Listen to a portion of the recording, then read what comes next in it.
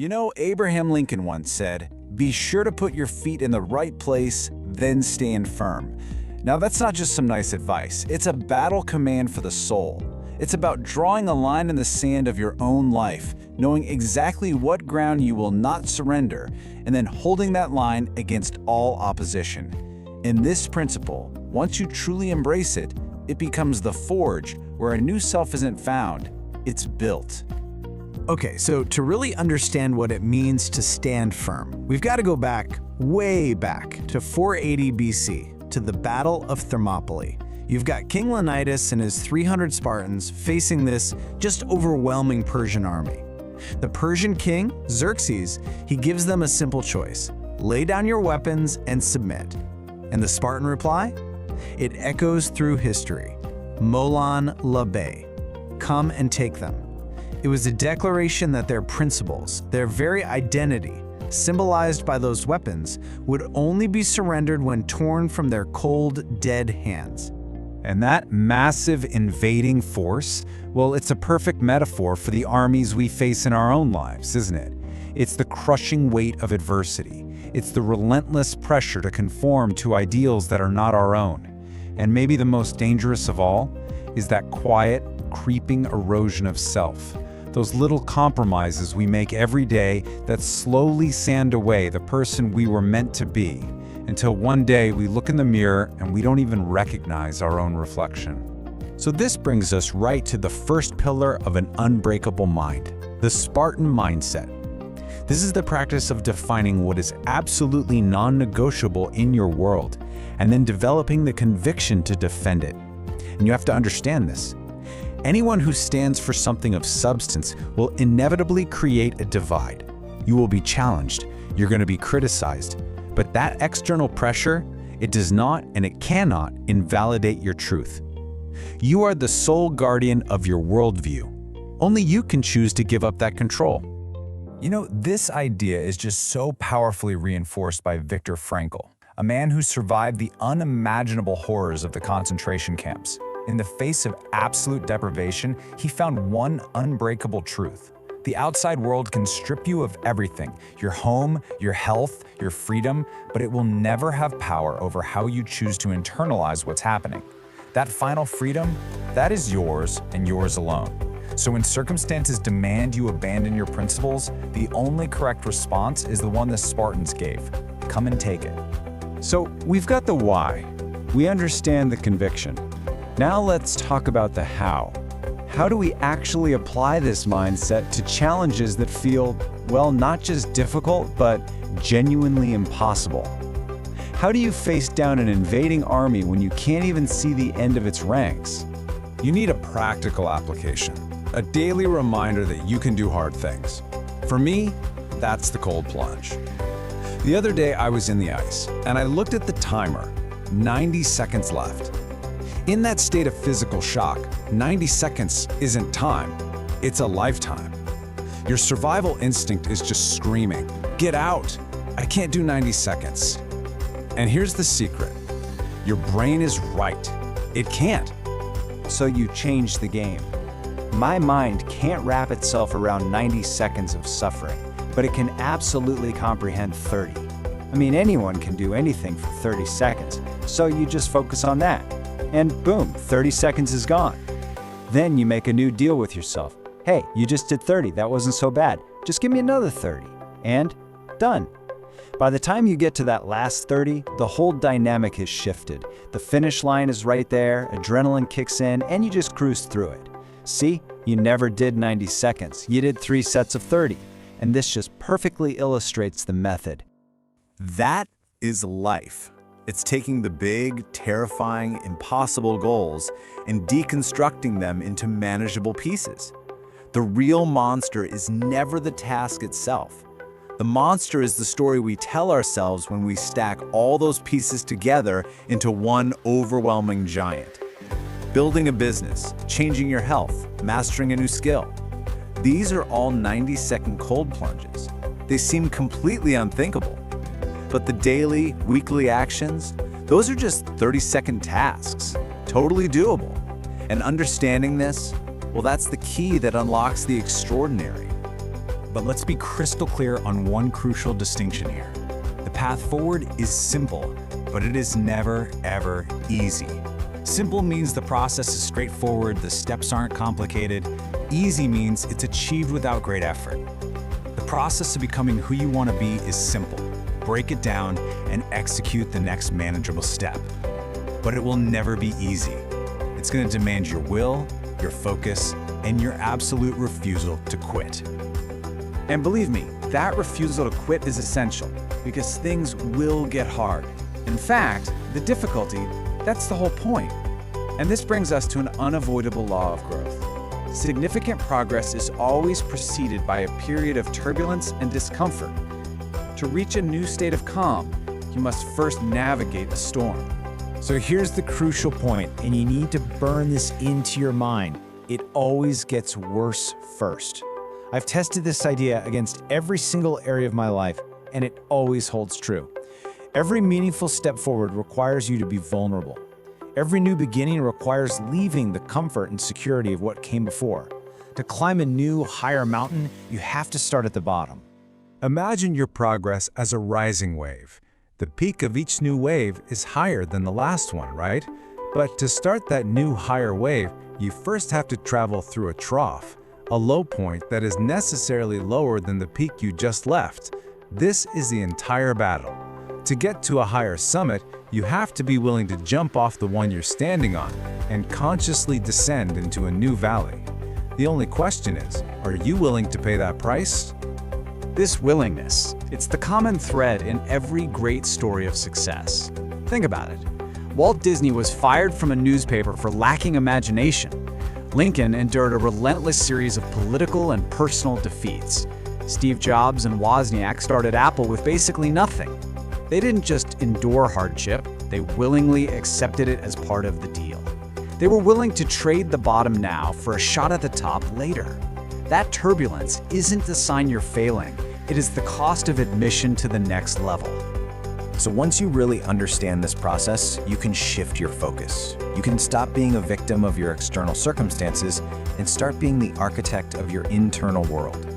Because ultimately, the only limitations that can truly hold you back are the ones you build for yourself. See, you're a storyteller, and the reality you experience is a direct result of the stories you tell yourself.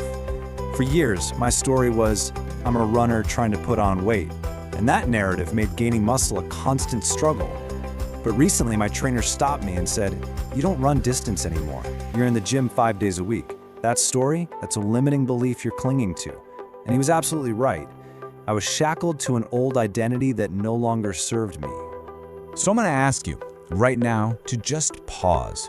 What story are you telling yourself? What outdated identity are you clinging to that defines the limits of your present? A story about your career, your relationships, your capabilities? We all have them. These old narratives that were maybe true once, but have now become prisons of our own design. But here's the beautiful part. Here is your power. Just because that was the narrative yesterday doesn't mean it has to be the narrative today. At any given moment, you have the profound ability to pick up the pen and start writing a brand new chapter. This isn't magic, it's a conscious decision. You have to see the person you are becoming for yourself first, long before the world will ever grant you its permission. The ability to reinvent your own story? Well, that's your greatest superpower. So, how do we begin? How do we take the Spartan mindset, the deconstruction of the impossible, the willingness to pay the price, and the power to rewrite our story, and how do we ignite them into action? Well, it all starts with a single, catalytic act. A friend of mine once said something that was just a light bulb moment. He said, courage creates a vibration. When you finally commit and go all in on that one thing your intuition has been screaming at you to do, it sends a powerful signal. It's like a shockwave that ripples outward, telling the world that the rules have changed. But more importantly, it sends a signal inward to yourself that you are no longer willing to negotiate with mediocrity. This is so powerful because it destroys the greatest con artist of them all, perfection. We tell ourselves we're waiting for the right moment, that our plan isn't ready yet. But that isn't loyalty to excellence. It is fear, dressed up in its most elegant disguise. Fear of starting, fear of being judged. Perfection says wait, but life is not a game of perfection. It's a game of adjustment. The greatest gift you can give yourself is permission to execute, right now with what you have. Every single person listening to me right now knows what their courageous act is. You do. It's that quiet whisper from your soul that your mind has been trying to ignore. For you, it might mean doing more, going faster. For someone else, it might mean doing less, finding some stillness. It could be seeking solitude, or it could be finally putting yourself out there. The specific act is unique to you, but you know exactly what it is. It's right there at arm's length, just waiting for you to choose. So, let's bring this all together. Your old self, with all its struggles, its failures, all its pain, it wasn't a mistake, it was the necessary price of admission. It fought and it fell so that your new self could rise from the ashes. It's time to climb, it's time to become. Choose that one courageous act that breathes life into your new story. Not tomorrow, today. And just watch as that single vibration of courage realigns your entire world. You know where you were meant to go. Go there. You know, there's a storm that lives inside all of us. It's not out there in the world. It's in the quiet space between our thoughts. It's that little voice that whispers, what if I fail? What if I'm not ready? What if I get it wrong? And we listen, right? We analyze. We replay every little detail. And in doing that, we become prisoners. Prisoners of a battle that's entirely in our own minds. Today, we're going to dissect that storm. We're going to learn how to finally step out into the calm. And this, right here, is the absolute truth we need to unpack. Think about it.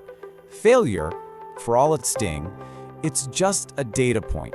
It's a moment. It happens, it teaches you something, and then it's over. But overthinking? That's not an event. It's a chronic condition. It's a state of being. It's like you're constantly running from a predator that only exists in your head, and it drains you of the peace that should be yours. We have to get really precise about what overthinking is, because it's a master of disguise. It tricks you into thinking it's responsible preparation, or some kind of intelligent problem solving. But that's a lie. It's not a workshop where you build solutions. It's a mental cage. A cage where you just endlessly rehearse old pains and pre-live future fears. You think you're sharpening your sword for battle, but really, you're just rattling the bars of your own prison. And this mental loop, man, it feels like work, doesn't it? It is exhausting. It's like running a marathon on a treadmill. You're sweating, your heart's pounding, you feel the strain, but you haven't moved a single inch. All that endless analysis, it doesn't protect you, it doesn't prepare you, it just paralyzes you, burning up all of your creative and emotional energy while you're standing in the exact same spot. So, let's get right to the heart of this internal storm. What is the fuel that keeps this thing raging? Well, when you boil it all down, it's a desperate need for one thing: control. And this is the fundamental mistake we make. We have this deep-seated belief that if we just think long enough, if we game out every single possible scenario, we can somehow guarantee a perfect, painless outcome. But the world was never meant to be controlled. It was meant to be experienced. Life, it's a dance, you know? It's not some math problem that you can solve in advance. And here's the beautiful paradox of it all. The more you desperately search for 100% certainty, the more you guarantee 100% paralysis. Life doesn't reward the people who wait for a risk-free path to magically appear. It rewards the ones who are willing to move forward without all the answers, trusting in their own ability to figure it out along the way. So, if overthinking is the prison, then what's the key? Well, it's so much simpler and closer than you think. You are always, in every single moment of your life, just one decision away from a completely different reality.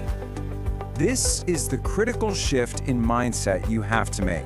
We've all been taught that we need a complete, detailed map before we dare take the first step. But clarity isn't a product of thinking. Clarity is a product of motion. You don't find the answers and then act. You act, and in the doing, the answers find you. The best way to understand this is the headlights metaphor. Picture this. You're driving on a pitch-black country road in the middle of the night. You turn on your headlights. Do they light up the entire 5-mile journey to your destination? No, of course not.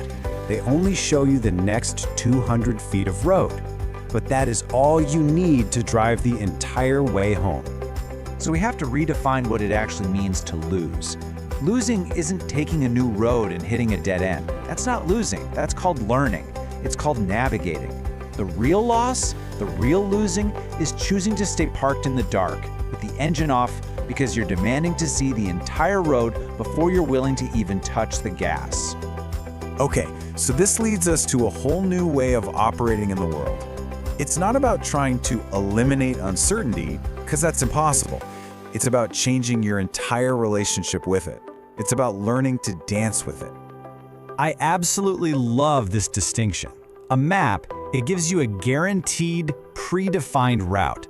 It takes away all the mystery, and with it, all the possibility for real discovery. But life doesn't work that way. Instead, it gives you a compass, that inner sense of direction that pull towards what really matters. Your job isn't to know the final destination. Your job is just to trust the compass and take the next right step. And this is the moment you get free. Real peace isn't found at the end of some perfect bulletproof plan. Peace is something you can have right now, the moment you accept that you don't need all the answers. The goal was never to know everything. The goal was to act, to trust, and to become. Now we arrive at a truly radical idea. I mean, we have been taught our entire lives to avoid failure at all costs. But what if I told you that the most important failures in your life are not to be avoided, but to be earned? Just look at this contrast. The path of avoiding failure, yeah, it's safe, but it's a life lived in the comfortable middle. A place where you're never really criticized, sure, but you're also never truly extraordinary. The other path? The path of earning your failure. That's where you're exposed. It's where you're vulnerable, but it is also the only place where real growth and strength and true accomplishment can ever be found. To earn your failure is to make that moment sacred. It means you gave it everything you had.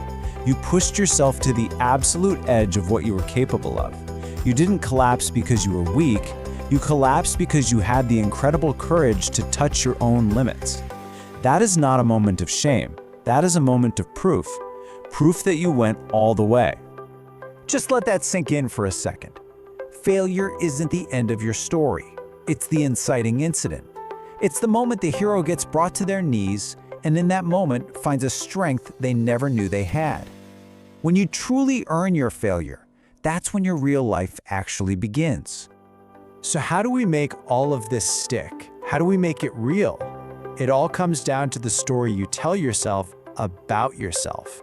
And that story is built on the two most powerful words you will ever speak: I am.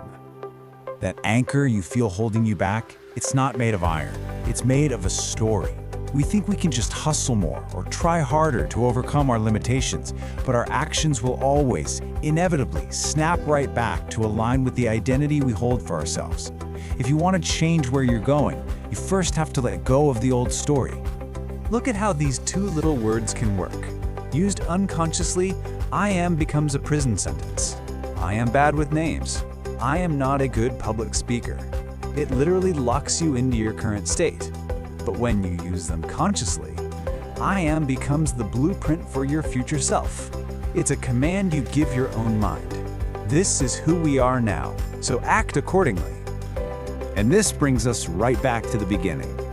That relentless, exhausting search for knowing everything, that's what traps us in our heads. The purpose of your life was never to figure it all out like some giant puzzle. The purpose is to live it, to be present in it, to act, to become. So let's make this real, right here, right now. The journey out of that mental cage doesn't start with some 5-year plan. It begins with one decision, one action, one small step that breaks the paralysis loop. So the question isn't just, What could you do? The real question is, what will you do today?